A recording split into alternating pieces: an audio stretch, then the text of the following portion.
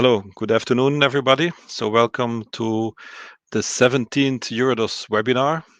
So this webinar for today will go on the EURADOS report on the new operational dose quantities, impact evaluation and recommendations for implementation. So you know EURADOS is the European dosimetry group. We group about 80 institutes and more than 600 scientists, all working on dosimetry. And of course, the dosimetry quantities is one of our core business. And we could see it also at the interest for this webinar. We had large numbers of registration, almost 400. So we hope, well, of course, not always everybody attends, but we can even break the record of all of our webinars today. So these quantities, they were introduced by ICRU in 2020 together with ICRP. So they changed quite drastically, and of course this has all kind of consequences, and yeah, so this can change the way we do dosimetry for the next years. So as EURADOS, of course, we looked into that quite detailed, and with a large group of people, we prepared a report, and the report was EURADOS report 2022-02, so it was available on the website since July 2022. So it's really downloadable, so you can find all information on the EURADOS website, eurados.org. And so it was a lot of work, and we will give just some highlights from this report today.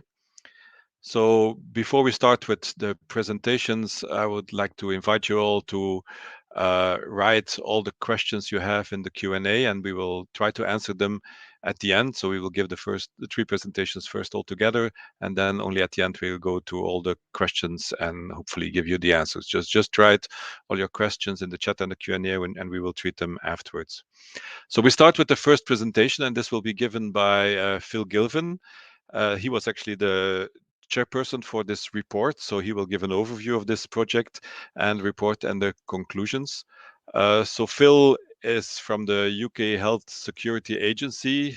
He was head of the personal dosimetry service there, and he was, of course, also involved in EURADOS for a long time.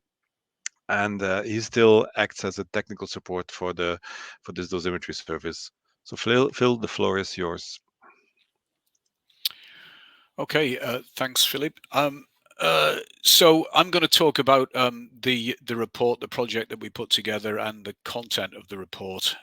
Obviously, there's, as Philip said, it's very, very detailed. So I'm only going to be able to give you the general picture in that time.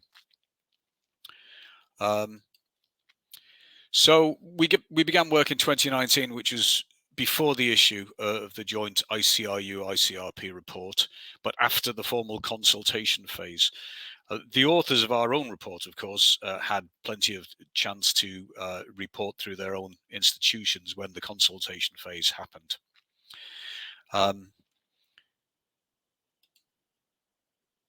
It was a cross-working group task. So as you know, EURADOS has got a number of working groups, and we drew people from a number of working groups. The progress was a little bit affected by the pandemic. We had most meetings online, but we did maintain contact with the authors of the ICRU report and received comments on later drafts, and I'd like to thank them for that. As Philip says, our report is available for free download from the EURADOS website. Okay, so what did we look at? We looked at, first of all, we had a chapter on the differences between the existing and the new operational quantities. And then we looked at a number of different aspects. So we looked at instrument and dosimeter design. We looked at calibration laboratory practice, international standards documents, radiation protection practices, and finally legislation, national dose registries, and so on. It's worth looking back at the history of the existing operational quantities.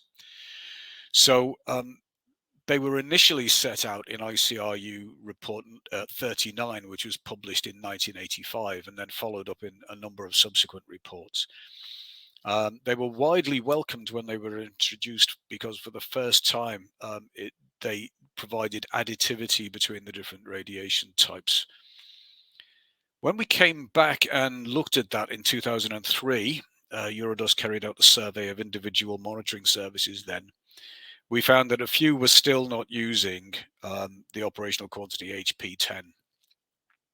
So from that, we can say that there was a period of about 15 to 20 years over which the existing operational quantities were introduced within Europe. So that gives you a guideline as to what we might expect with the new operational quantities. So why were they needed? Why did we need new operational quantities? Well, the role of operational quantities is to provide an acceptable estimate of the protection quantities. So the protection quantities are those in which all radiation standards, basic safety standards, directive, and so on are written. But the existing operational quantities have some deficiencies in that respect. So first of all, there's significant under or overestimation of the protection quantities for high energy fields and for low energy photon fields. And secondly, they cover only a limited range of particle types and energies. So nowadays, we are finding that radiation protection is concerned with a wider range of different particles and a wider range of energies than formerly. So those were the deficiencies.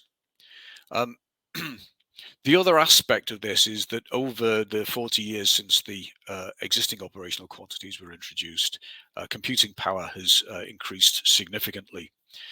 So that's another one of the features of the new operational quantities, is that they draw on that computing advantage that we've now got. They are defined, the new operational quantities, in calculational anthropomorphic phantoms, which are the same phantoms that we use to calculate the current protection quantities. So necessarily that means they've got a much closer relationship with the protection quantities. And it means that there is no need for any arbitrary construct, such as the ICRU sphere, which you'll find in the definition of the current quantities. They have been calculated for a wider range of energies and for a wider range of particle types, including pions, muons, helium ions, and so on. Because we've got this improved computing power, then in principle, there is no need for approximations.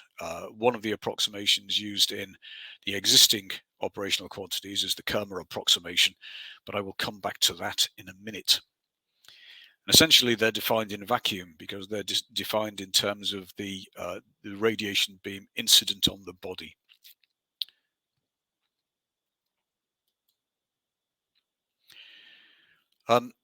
So the definitions of the new operational quantities are actually quite simple. So they're all simply defined as the product of fluence and the relevant conversion coefficient. And the relevant conversion coefficient can be found in ICRU report 95.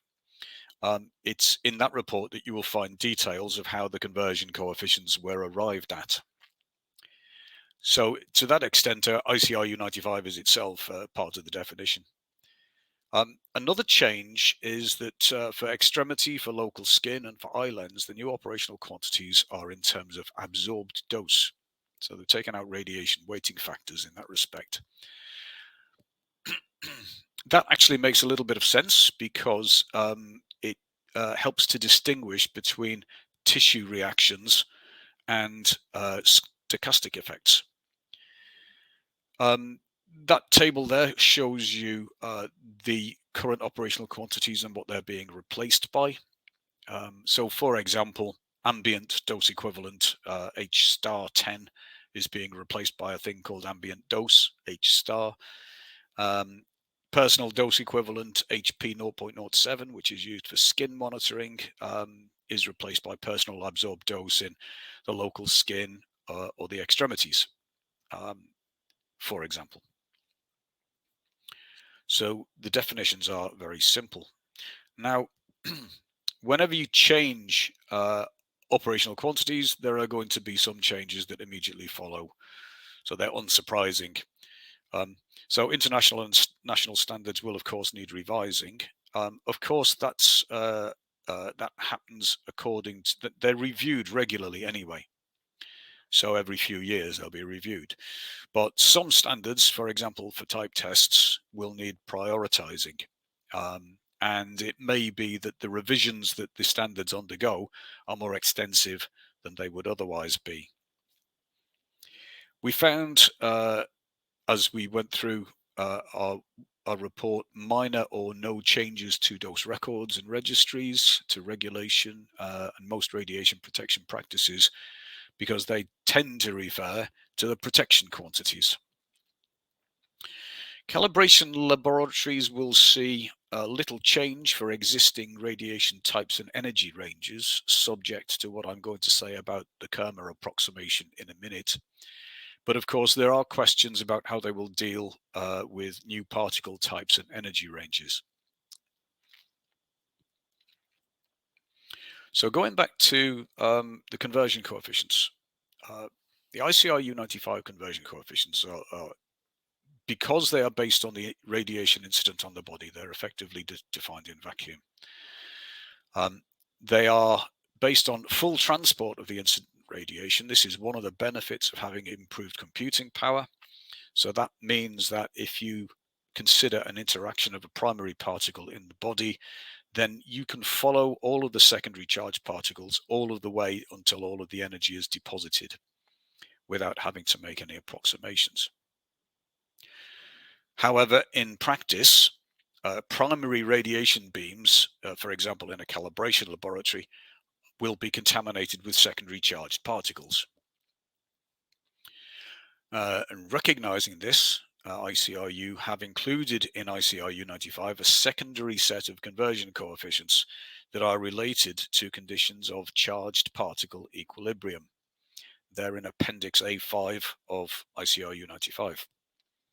And it will be this Kerma approximation set, we found, that will be most widely used for photons. Just to explain a bit more about that and about the link between charged particle equilibrium and the Kerma approximation. So just to step back, the Kerma approximation was used to calculate the conversion coefficients for the existing quantities because the computing power available at the time required that. But it's still got its uses in the current quantities. If you consider a layer of air, for example, in a photon beam in a calibration laboratory, as the photons pass through that layer of air, some electrons will be generated from photon interactions with the air. Those electrons will then continue depositing energy until they are eventually stopped. So the graph at the bottom of that slide shows, if you like, the proportion of electrons within the photon beam. And that proportion builds up from 0 as the photon beam leaves the source, and it gradually builds up until you get to the point where the number of electrons being generated in any layer of air is approximately equal to the number of electrons being stopped. So after that build-up region, then the number of the proportion of electrons in the beam is roughly constant.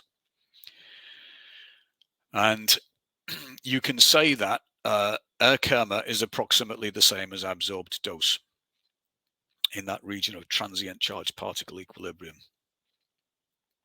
And that's what the Kerma approximation is. It's saying that if you want to measure absorbed dose, you can measure air kerma. So, as I say, it's Appendix A5 of ICRU 95. The conversion coefficients there are based on the Kerma approximation. It's dependent on charged particle equilibrium being established. However, because calibration and testing laboratories cannot irradiate in a vacuum, they will always use charged particle equilibrium. That is used to ensure standardization. And this is why, if you look in a document like ISO 4037, it recommends that you include a layer of PMMA in order to ensure electronic equilibrium for sources like cesium-137 and cobalt-60. And also, charged particle equilibrium exists in some routine exposure situations. So the Kerma approximation coefficients will be used for calibration, type testing, and proficiency testing over the existing particle types and energy ranges. They are also applicable for some routine exposure situations. And that is just as well. Let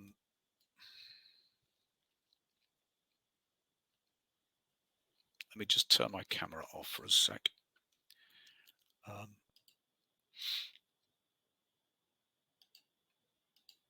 So this gives you an example of why it's just as well that the kerma-approximation conversion coefficients must be used. What I'm trying to show is that if you don't use the kerma-approximation conversion coefficients, it can be very difficult to build an extremity dosimeter that works over the existing energy ranges. Extremity dosimeters are single element dosimeters. They need to measure electrons as well as photons. Because they're single element, you can't use any algorithms, and there is little scope to optimize the design of an extremity dosimeter. All you can do is change the nature of the filter. Now, this is quite a complicated graph I've got here. There are 3 pairs of curves, and each pair is normalized to the response at cesium-137, which is about here. So if you just look at the photon energy dependence of response curves, you can see that the lower one, which is the response in terms of dp local skin, calculated with full transport, it's got an upward curve that the other 2 curves haven't got. The other thing to note is that we're working with logarithmic scales here, so the relative response on the left is a logarithmic scale. The curves with the circles are the photon energy dependence of response of the extremity dosimeter in terms of HP 0.07, the existing quantity, and the red curve with the circles is the corresponding electron response. As I say, they're normalized to the photon response at cesium-137. The triangles are the photon energy dependence of response and the electron energy dependence of response with the kerma-approximation.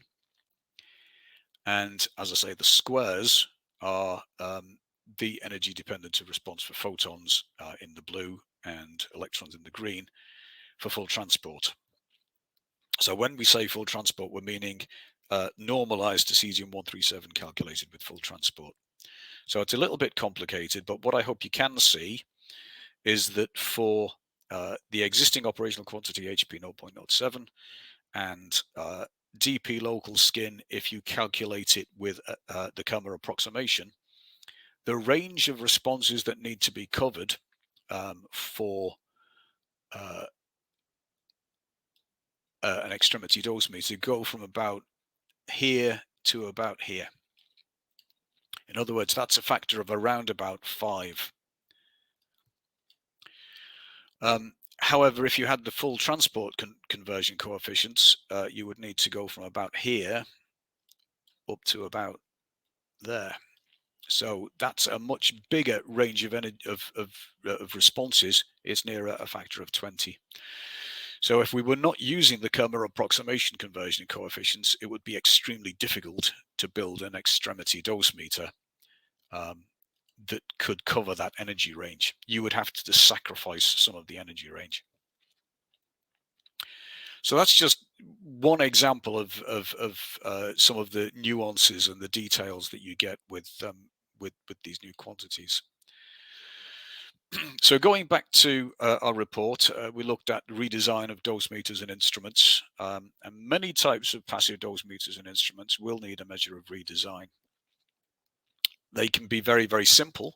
So some instruments or dosimeters may just need either a simple adjustment to the instrument or a constant factor applying to the response. Multi-filter dosimeters, you might be able to do something by changing the dose algorithm.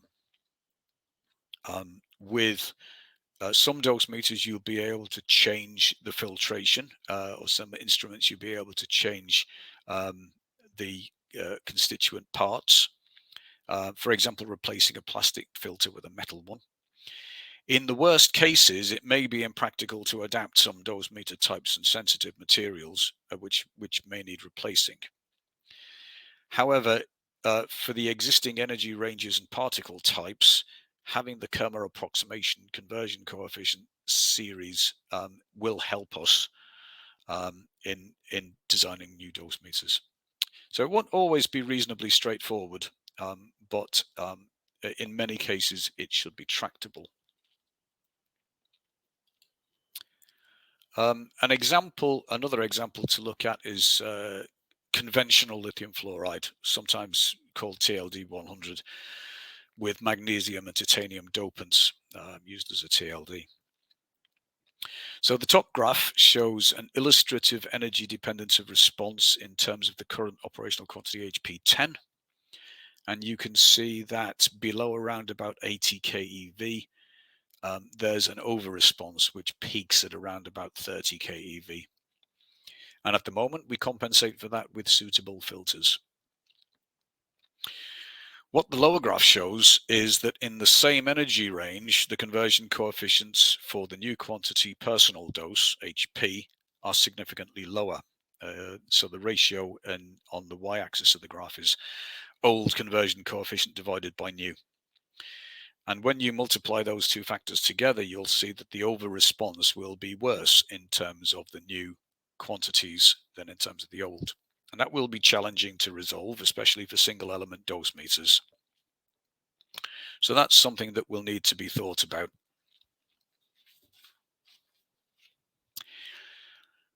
I also need to mention neutron dosimetry. For track etch personal dosimeters, there will be a greater energy dependence and a greater angle dependence of response in terms of the new quantities. So there will be an increased discrepancy between frontal and rotational geometries. There is the potential to at least partially mitigate this, but that's still to be explored. For albedo dosimeters, they depend on field correction factors. All of those will need to be recalculated in terms of the new quantities. Another aspect is that because albedo dosimeters usually measure doses from photons as well, any design changes that are forced upon dosimeters because of the photon response will also need to be taken into account when recalculating the field correction factors. For survey instruments for neutrons, the picture is less general. So different instruments will be affected differently.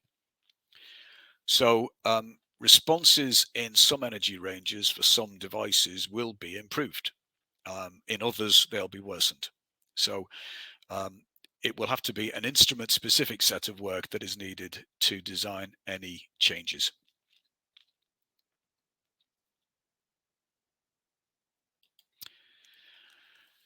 Mahmoud's going to return to this subject later in this webinar, but it's worth noting that doses in interventional diagnostic procedures will be measured differently. This is the energy range, or one of the energy ranges in which HP10 at the moment badly overestimates effective dose. Because of the closeness of the relationship between the new operational and protection quantities, HP, the new personal dose quantity, will be much closer to effective dose. And so it will appear, because that overestimate vanishes, that occupational doses will be lower. But you need to bear in mind that the actual doses will not be lower. The effective dose will not change. And that means protection measures should not be relaxed. We're not suddenly saying your doses are lower. We're just saying we're measuring them better. On another issue, although there is that difference between effective dose, between personal dose and personal dose equivalent, there isn't such a difference between DP lens, the absorbed dose in the eye lens, and HP3. So what that means is that controlling eye lens doses by controlling whole body doses will no longer be feasible.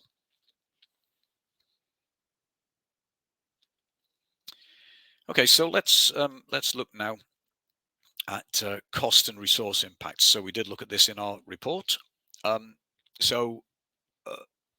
will be a redesign process for instruments, for personal dosimeters and algorithms. And even if an instrument finishes up not being modified at all, the process will have to be gone through to show that the modification isn't needed. So that will involve, for example, Monte Carlo calculations. It will involve building mock-up dosimeters, and it involves extensive testing. Physically modified instruments and dosimeters will then need to be produced. They'll need to be rolled out, and obsolete versions will need to be withdrawn. We don't yet know fully what the extent of this will be. Then international standards will need revision and reissue. As I say, there is a rolling program of doing this anyway, but some of them will need extensive revision and some of them will need prioritizing. But they cover things like calibration, type testing, and there's a wide range of documents that cover practices.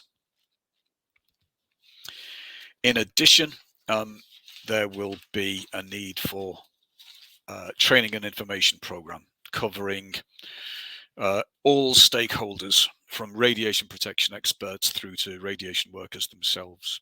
So one thing that we've said is that work should start immediately to try and evaluate all of these costs. And that may mean that some of the work needs to start before you can actually evaluate the costs.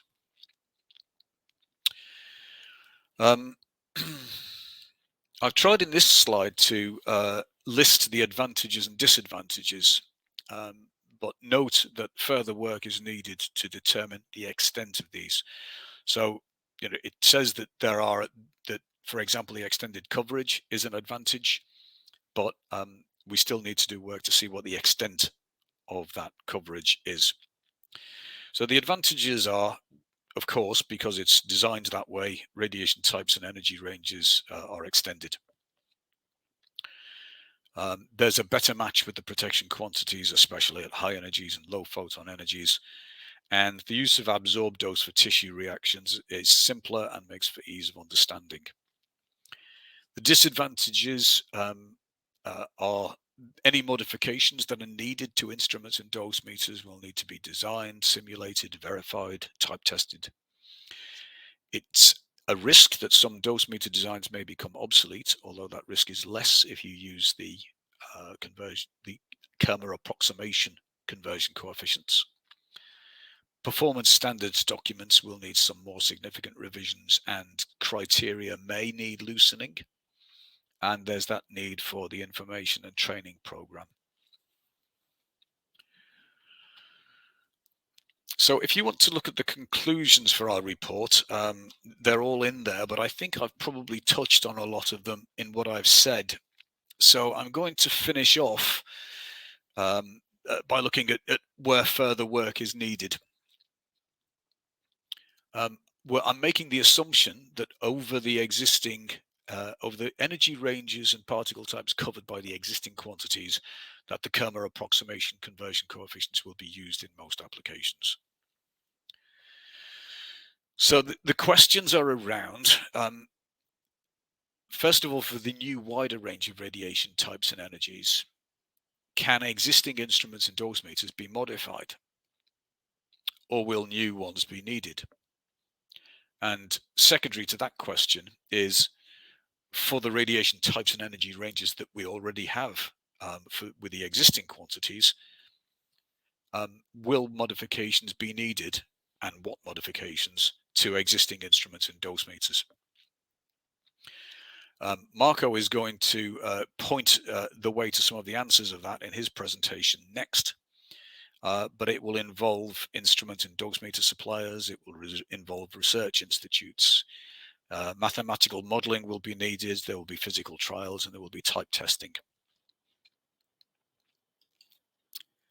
So related questions are, may we need multiple instruments and dosimeters to cover these new extended energy ranges, or will we be able to manage with single devices? How should we use the kerma-approximation conversion coefficients? Are we going to use them for the ranges and types currently covered and the full transport conversion coefficients for the rest? And then, not related to the design of instruments and dosimeters, again, this question 5 here, this is something that Mahmoud's going to come back to shortly. In practice, what difference will the new operational quantities make to the doses that are assessed in high energy applications, but particularly, and this is what Mahmoud's going to talk about, for low energy photons in the diagnostic and interventional ranges? And how will that affect radiation protection practices? How will the work of calibration and testing laboratories be affected? We think not much over the existing radiation types and energies, provided that the kerma-approximation conversion coefficients are used. But what about different particle types and energy ranges? And what will be the effect on standards documents? Will we need to relax performance criteria? Okay, so I've taken up quite a bit of time already. I would recommend that if you need to know more, first of all, you read the ICRU report. And secondly, our report is available for download from the EURADOS website. So just a reminder that if you've got any questions, do put them in the Q&A panel that you've got on your display. I think that's it for now. So I'll hand you back to Philip. Okay, thank you, Phil. So indeed, we're running a bit behind schedule, but we will, as foreseen, we will treat all questions that will come in at the end of the webinar. So we'll switch immediately to the second speaker of today. So this is Marco Carazana. He will talk about practical dosimeter responses in terms of the old and the new operational quantities. Marco is Scientific Director of the Radiation Metrology Laboratory of the Politecnico di Milano, and he's also Working Group 11 Chair from EURADOS. So Marco, go ahead. Thanks, Philips, for the introduction. Well, in the next 15 minutes, I'm going to present you an experience about, this is an experimental experience about the impact on personal dosimetry. What are we trying to answer with this intercomparison exercise is the question number 2 that was proposed by Phil in the previous presentation. That is, for radiation types and energy ranges already covered, what modification will be needed for instrument and dosimeter? And the focus is mainly on personal dosimeters. So the approach we followed for that is first define what will be what are the expected possible scenario that we are going to face. So the best or more simple, the simplest situation is in which the dosimeter responds well as it is. Should be a very, very lucky situation, or simply applying a correction coefficient which will be energy independent, so an additive coefficient. Increasing the complexity, we can expect that the dosimeter needs a modification of the response function because actually the reference quantity changes. We are moving from, for personal dosimetry, from HP10 to HP. As a further step of complexity, we can expect that in addition to the response function, we have also to modify the algorithm for the dose evaluation, just to better fit the evaluation of HP. And the worst case is if no of the above scenarios are feasible, well, we have to consider a modification of the badge or dosimeter badge design or a restriction of the energy range. and that, of course, is a very pretty bad situation. Well, to answer this question, we exploited a standard intercomparison. It's better now that I switch off my camera that is covering the presentation. Well, when organizing inside the ionizing and radiation metrology lab at Polimi, the standard intercomparison according to the ISO standard 14146, an intercomparison involving several dosimetric systems, in particular two dosimetry systems based on field badge and 7 dosimetry systems based on TLD.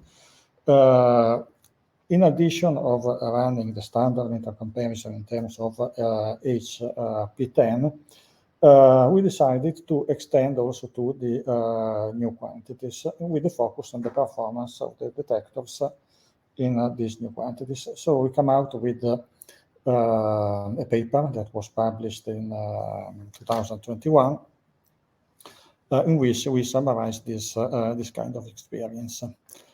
The standard intercomparison involved the radiation qualities which are listed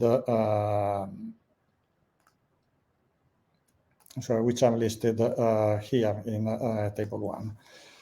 For moving from the irradiation in terms of kerma to the operational quantity, well, we used the conversion coefficient listed in table 2. So these conversion coefficients are actually the one still existing, while this other one are the conversion coefficients for the new quantities that were taken by from this paper by Behrens and Otto. Well, it is at a first glance, looking at this conversion coefficient, it can be noted that for sure always lower the conversion to HP, and especially extremely lower for the two qualities W60 and W80, which are actually a situation typically of the interventional or diagnostic dosimetry. So we can expect important variation in this range. This is the result of the intercomparison in terms of HP10, so the standard one. This slide just to highlight that two of the dosimetric systems actually performed pretty badly also in terms of HP10. So they were excluded in the following analysis just to avoid a bias. In this graph is reported, is a box plot actually grouping the results in terms of radiation quality. So we can note actually what was to be expected looking at the conversion coefficient. So in terms of HP, we have a bias towards higher, towards value of R higher than 1, where R is the ratio of the dosimetric response given by the participant divided the reference quantity. So that means another constant underestimation, and the constant overestimation, and the overestimation is more important for low energy here and here. On the other hand, in HP10, all the points are almost scattered around 1.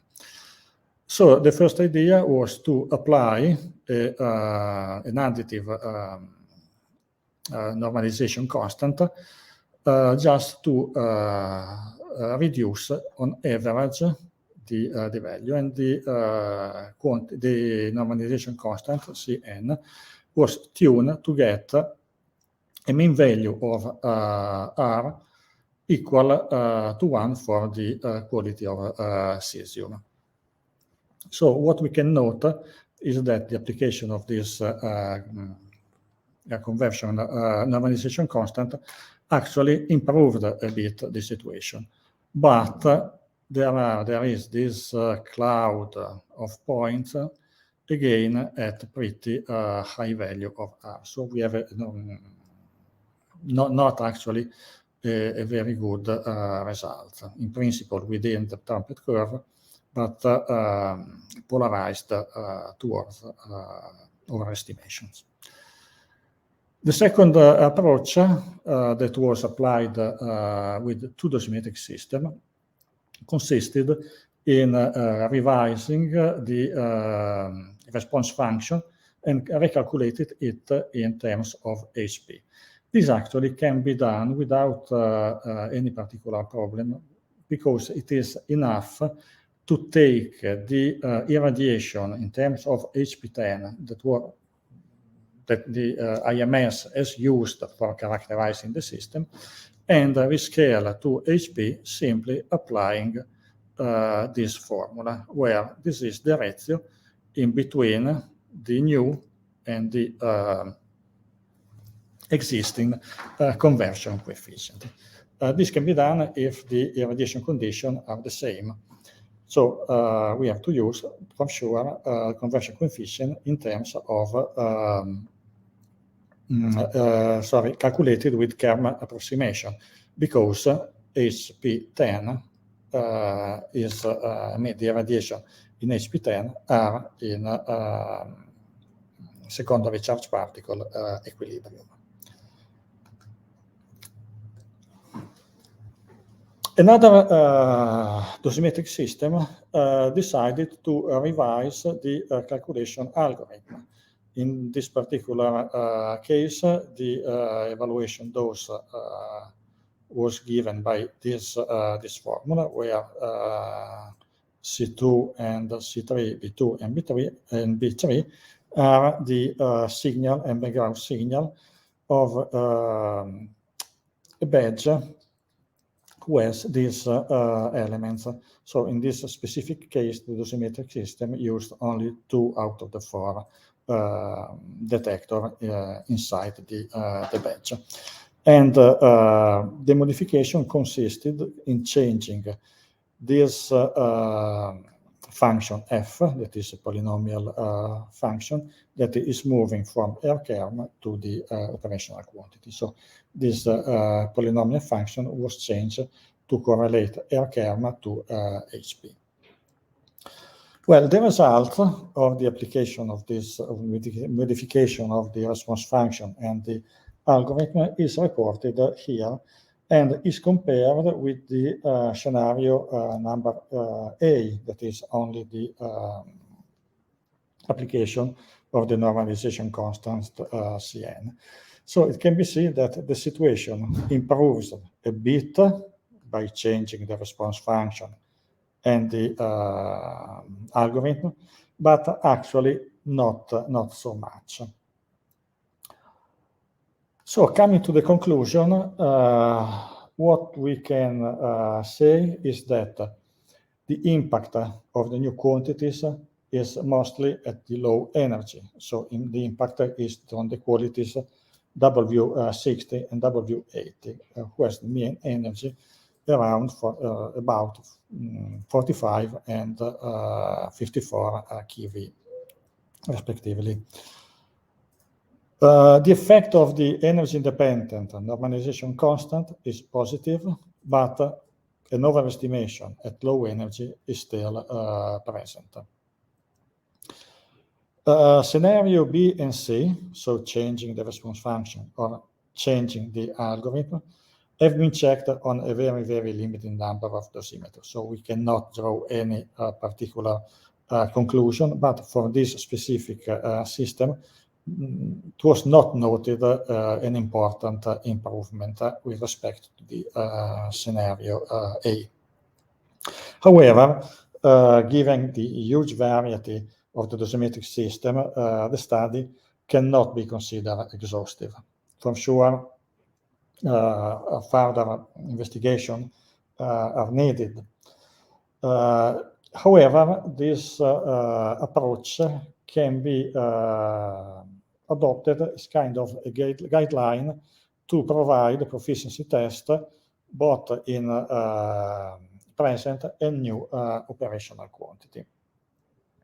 This aspect can be seen as also as a kind of training of the individual monitoring services to get confident with the new quantity and understand in which situation that we expected at low energy their system performs in a better or worse way with respect to the new quantities. There will be a pretty long timeline, so we expect a time of overlap of the two frameworks. Anyway, it could be wise to reduce the time in which the two systems are running in parallel with new and existing operational quantities. So the approach of extensive proficiency test, also new quantity, should be a good way for learning by doing and actually get confident with the new operational quantities. Okay, I hope I kept on the schedule. Yes, you did. Thank you, Marco. Okay, thanks. So I still don't see so many questions, but everybody's still welcome to put every question they have in the Q&A session. And we switch now to the final presentation of today. This will be given by my colleague Mahmoud Abdel Rahman. So he's a researcher in our dosimetry and calibration group, and he will talk about some effects on protection practices in medical interventional applications. Mahmoud. Thanks, Philippe, for the introduction. Now I will talk about the practical impact of introducing the new quantities, especially in the medical field and in interventional radiology specifically. So as Phil mentioned in his presentation, that interventional radiology in this energy range would be the most impact field, radiation field, when the new quantity will be introduced. So HP10, we know that it's overestimating the effective dose within this energy range. Although HP, the new quantity, will be much closer to the effective dose, still the measured dose will appear to be lower in interventional radiology. However, effective dose will not change. So the question we try to answer is how much lower HP will be compared to HP10 in practical fields in interventional radiology. So just a brief introduction to interventional radiology for those of you not familiar with the field. It's a minimally invasive procedure that is used for diagnosis or therapy using medical imaging guidance such as X-ray.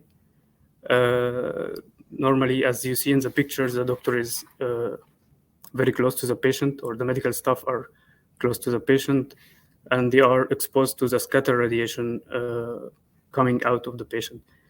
They are carrying risk for radiation exposure, such as cataracts and cancer. So the scatter field in medical intervention radiology procedure is dependent on several factors. So the energy and the angular distribution of the scatter photons depend on the beam settings. Maybe it's easier if we show it in this small video here. So the C arm, which is the rotating arm around the patient, is moving in two directions, so primary and secondary projections. This affects the angular distribution and also the energy of scattered photons. Also, the field location the patient, and the field size is also affecting the distribution of the energy and direction of the scattered photons.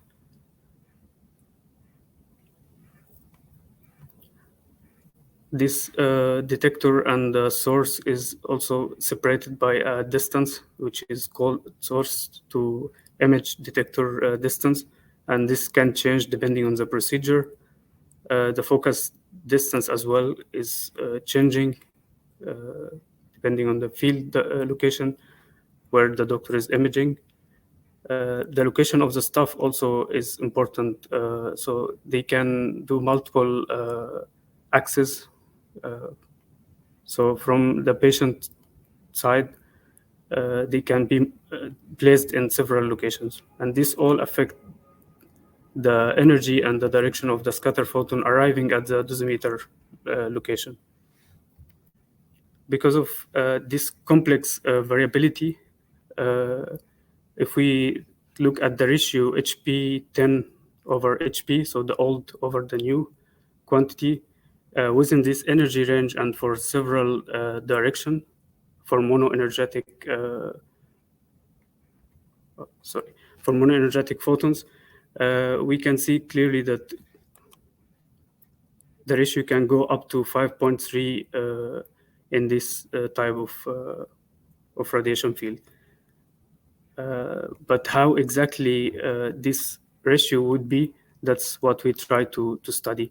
And because of the complexity of the field, in practice, it would be really difficult to assess different configuration.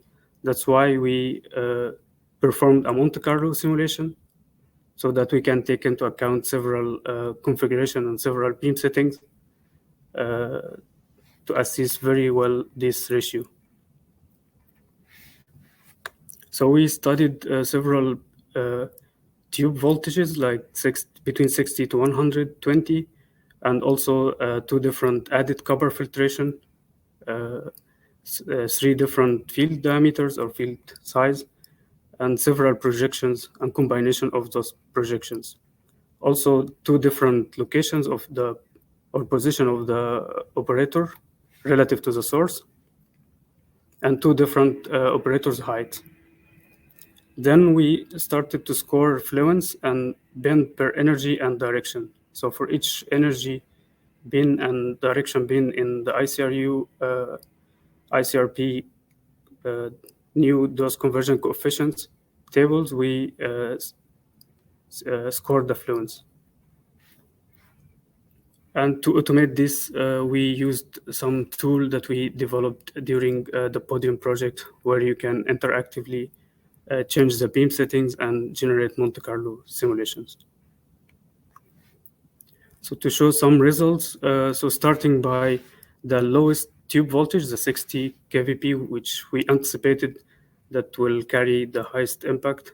So we found that 1/3 or almost 1/3 of the scatter fluence is coming from the energy pin between 30 to 40 keV and between 40 to 50 keV, another 1/3. So if we do the multiplication with those conversion coefficients in the 2 report, we end up having 1.75 ratio between the old and the new quantity for this specific configuration. If we increase the tube voltage to 120, so the other end of the spectra of the range, we see more distribution of the fluence percentage, but still the 40 to 50 keV was the highest percentage. And I just show the highest ratio that we discovered for all the 560 configuration we simulated was with this beam setting. So at 60 kVp without filtration and with 30-degree RAW projection and location of the operator on the couch. So for this specific configuration, we found that even lower energy bin between 20 to 30, 40% of the fluence were coming from this energy bin. And for this configuration, the difference was 2.2. So that was the highest we discovered. So to conclude, the introduction of the new quantities will have great impact on low energy component fields like interventional radiology. But in fact, this would be for the good practice to get closer to the effective dose. We quantified this impact in realistic field, or we try to simulate a realistic scenarios to see the distribution of the energy and direction in interventional radiology. And we discovered that the HP, or the new quantity, will be lowered by 33 to 47%. The median ratio was found to be 1.6. So the registered collective and individual dose in this type of field will decrease. This can give false impression of safety to the medical staff, because they will see measured doses are reduced by almost the half. But this should not lead to any relaxation of radiation protection measures.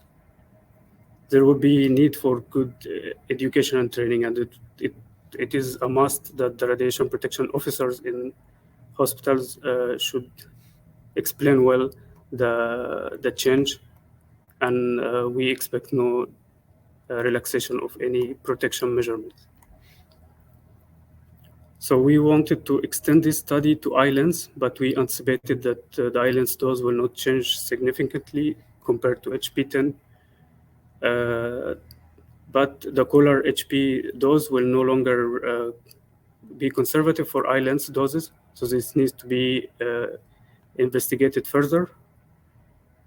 Also, we wanted to evaluate the effect of the protection shield, because normally in interventional radiology, the staff are wearing lead apron, and this can affect the estimation of the effective dose. So the question is how we best estimate effective dose in case of lead shield worn by the medical staff. And also what modification is needed for the double dosimetry algorithm below and over the lead apron. And this concludes my presentation. So any questions are welcome.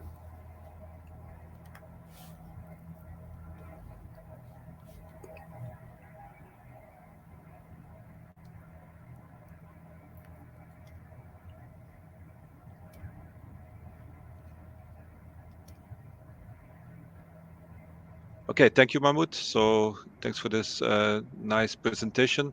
I hope you will still hear me fine, because there's a lot of background noise from construction works behind me. I think we can now have another 5 to 10 minutes on the question and answer. So I invite all three speakers to put on their camera, and that we can, and I will direct them some questions. So I see some of the questions have already been answered by Phil. Maybe you can explain a little bit. There was a question about which challenges are there for the extremities to measure with the new quantities. Phil, can you answer that?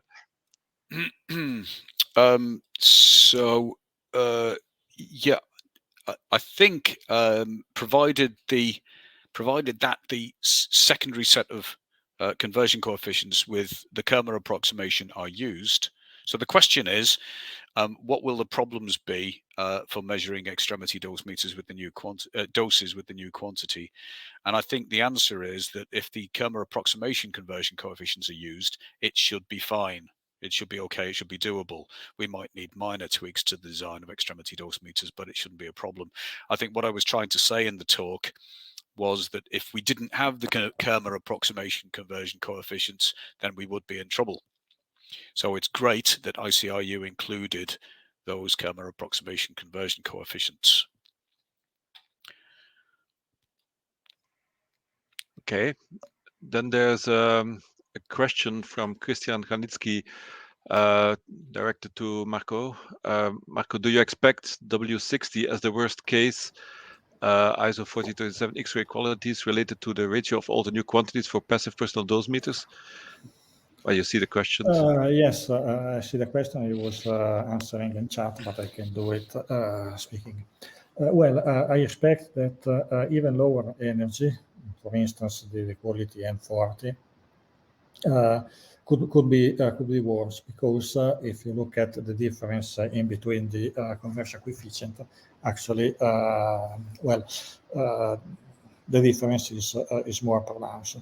So if you want to have an idea of which is actually the worst case, the possibility is to compare the existing conversion coefficient with the one reported in the publication by Berens and Dott that I reported.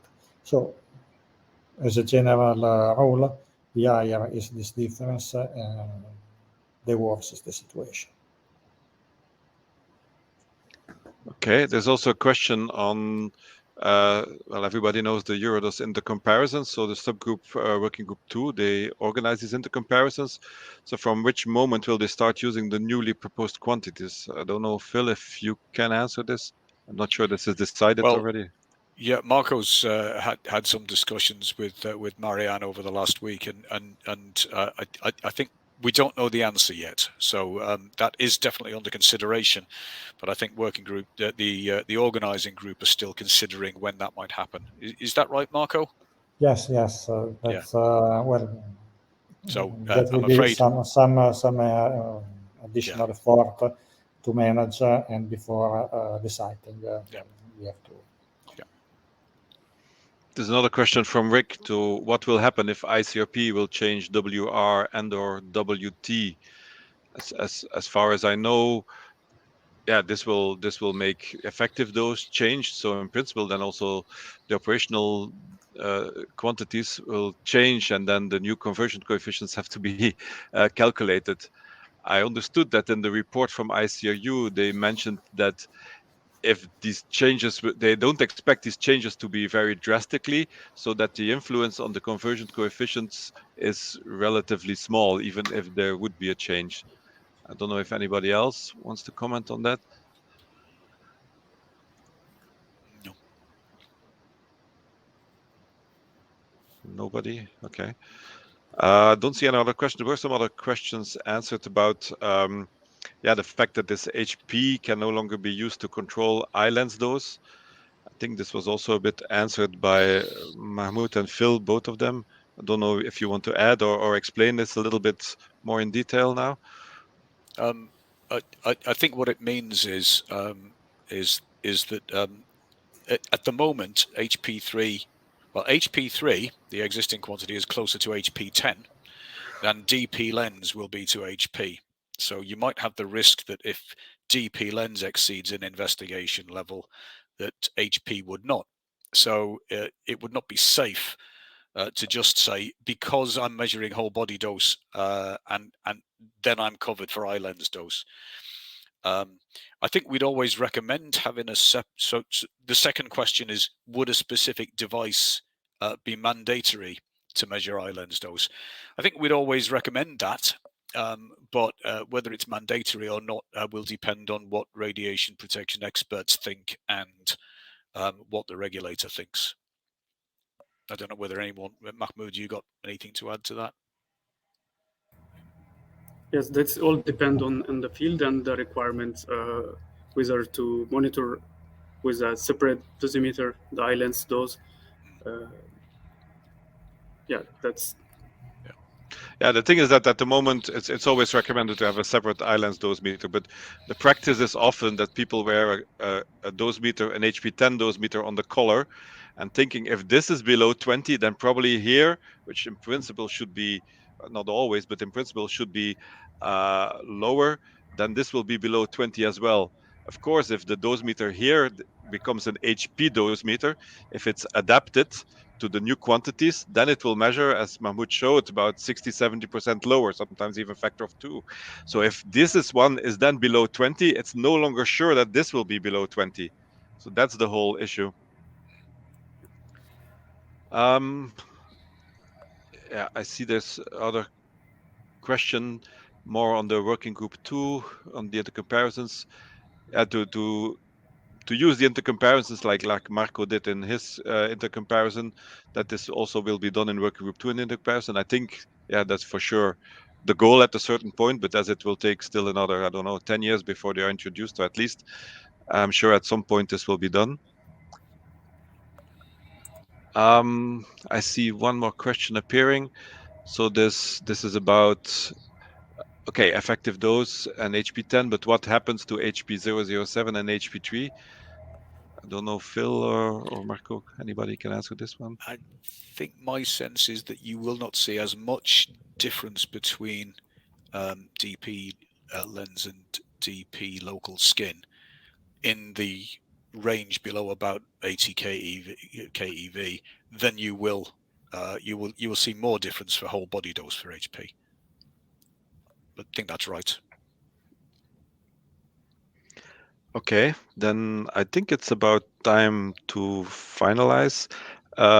Maybe I think we can show the results for the poll on the screen. Kirsten, can you do that? There it is. Okay, so this is mixed answers. So there's difference to answers. Yeah, this is one of the risks, of course, that the practice is doctors who now have 1 or 2 millisievert per month suddenly will see a factor of 2 decrease in their doses and then say, oh, we shouldn't care anymore. So that's a risk. So there's need for education and training for that. Okay, with that, I think we can close for today. So thank you all. Thank all the speakers, of course. Thanks all the participants. I think we reached at a certain moment at least 260 people. So that's very nice. So that's a record. And I think the next EURADOS webinar will be on March 14th, if I am correct. So this will be announced in the next week or so through all our normal channels and the website and the newsletter and so on. So thank you all and see you next time. Bye. Thank you. Bye. Bye.